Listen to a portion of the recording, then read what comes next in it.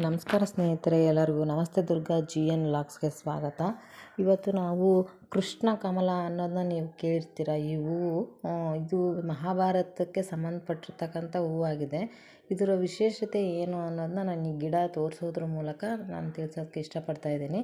ಇದು ಎಷ್ಟು ಅಪರೂಪದ ಹೂವು ಅಂದರೆ ನಿಜವಾಗ್ಲೂ ಇದು ಎಲ್ಲಂದ್ರಲ್ಲಿ ಸಿಗೋದಿಲ್ಲ. ಇದು ಅಪರೂಪವಾಗಿಯೇ ಸಿಗೋದು. ಅದು ಈ ಬೇಸಿಗೆ ಟೈಮಲ್ಲಿ ಇದು ಒಂದು ಸ್ವಲ್ಪ ಚೆನ್ನಾಗಿ ಹೂ ಬಿಡುತ್ತೆ. ನಿಜವಾಗ್ಲೂ ಇದು ನೋಡೋಕ್ಕೂ ತುಂಬ ಅದ್ಭುತವಾದಂತಹ ಹೂವಾಗಿದೆ.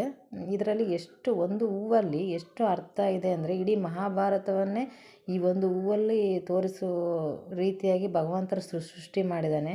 ನಿಜವಾಗ್ಲೂ ಈ ಹೂವು ನೋಡ್ತಾ ಇದ್ದರೆ ಇದು ನಮ್ಮ ಮಹಾಭಾರತ ನಡೆದಿದೆ ಅನ್ನೋದಕ್ಕೆ ಸಾಕ್ಷಿ ಅನ್ನೋ ಥರನೇ ಈ ಹೂವು ಇದೆ. ಈ ಹೂವಲ್ಲಿ ನೋಡಿ ಸುತ್ತಲೂ ಇರುವಂತಹ ಎಸಳುಗಳ ಥರ ಇದೆಯಲ್ಲ, ಅದು ಕೌರವರನ್ನು ಸೂಚಿಸುತ್ತೆ. 101 ಕೌರವರನ್ನು ಸೂಚಿಸುತ್ತೆ.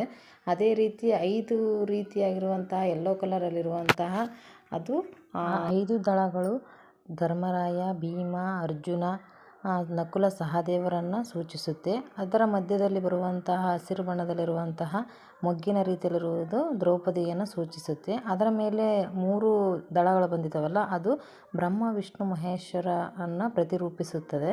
ಈ ರೀತಿಯಾದಂತಹ ಹೂವು ನಿಜವಾಗ್ಲೂ ಎಷ್ಟು ಸುಂದರ ಅನಿಸುತ್ತೆ ಅಂದರೆ ನೋಡೋದಕ್ಕೆ ತುಂಬಾ ಖುಷಿಯಾಗುತ್ತೆ. ಈ ಒಂದು ಹೂವಲ್ಲಿ ಇಡೀ ಮಹಾಭಾರತವನ್ನೇ ಸೃಷ್ಟಿ ಮಾಡಿದಾರಲ್ಲ ಭಗವಂತ. ನಿಜವಾಗ್ಲೂ ದೇವರಿಗೆ ಸೃಷ್ಟಿಕರ್ತ ಅಂತಾರಲ್ಲ, ನಿಜ ಸುಳ್ಳಲ್ಲ. ಅದು ತುಂಬಾ ಸುಂದರವಾಗಿದೆ ನೋಡೋದಕ್ಕೆ. ಇದು ಕೃಷ್ಣ ಕಮಲ ಅಂತಲೇ ಪ್ರಸಿದ್ಧಿಯಾಗಿದೆ.